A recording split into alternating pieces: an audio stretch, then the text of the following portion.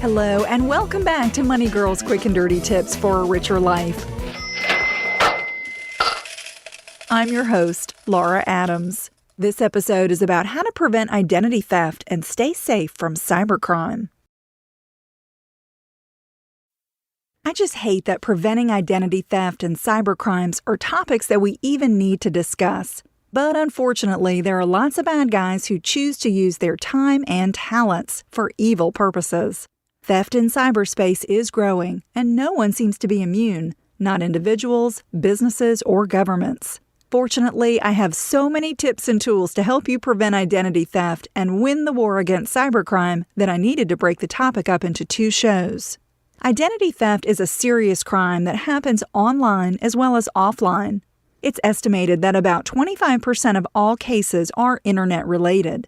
Identity theft happens when someone steals your personal information and uses it to commit fraud or other types of crime without your knowledge. A thief could use your name, social security number, driver's license number, or various bank or credit card numbers, for instance, to wreak havoc in your life. And once your identity is jeopardized, getting it cleared up can cost time and money, not to mention you'll be left to deal with a really botched credit score.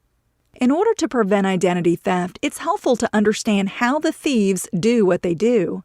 They have a variety of ways to get your confidential information, like your social security number, and you can be sure that they're scheming up new methods all the time. One way they get your information is by stealing it from businesses. Perhaps they work for a company that has you listed in their database. Maybe they hack into a business's records or bribe someone who has access to them. Or they take information from your credit reports by abusing their employer's authorized access. Another way identity theft happens is when criminals get information directly from you. They may steal your wallet or copy your credit or debit card numbers. They could steal your mail or dumpster dive for information in your trash.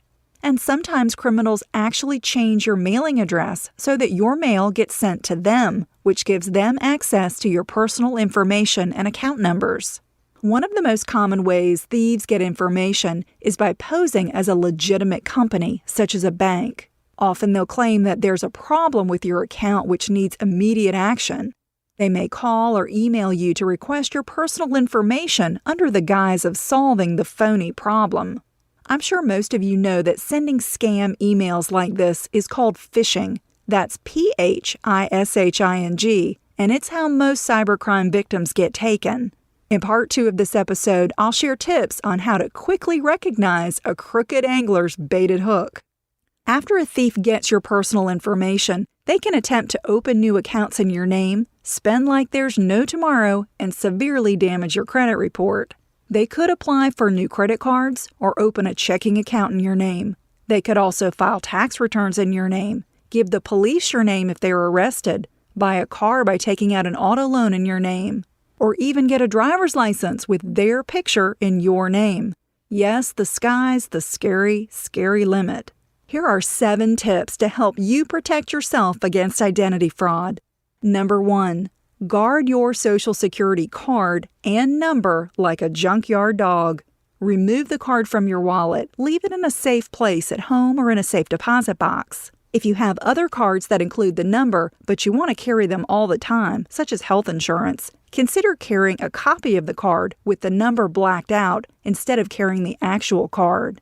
Number 2, never print your social security number on your checks or share it with any person or company that you don't trust 100%. There are only a handful of situations where you might need to reveal the number, such as for new employment, opening accounts with financial institutions, tax-related matters, or applying for credit or insurance policies. If you must submit your social security number online, look for the closed padlock symbol on the bottom or top of the web page that indicates it's a secure connection. Click on the padlock to determine if the security certificate is up to date. Number 3, never use your social security number or any part of it as your username or password for online accounts. If a password was automatically issued to you using those numbers, be sure to promptly change it. Number 4, sign all new credit cards right away and never carry any financial cards, checks, or ID that you don't need to. Number 5, Take your credit and debit card receipts from all purchases, match them to your statements, then shred them before putting them in the garbage. And speaking of shredding, number 6, shred all documents that have any personal information or account numbers on them, including unwanted credit card offers. That way, the only thing those dumpster divers will get is dirty.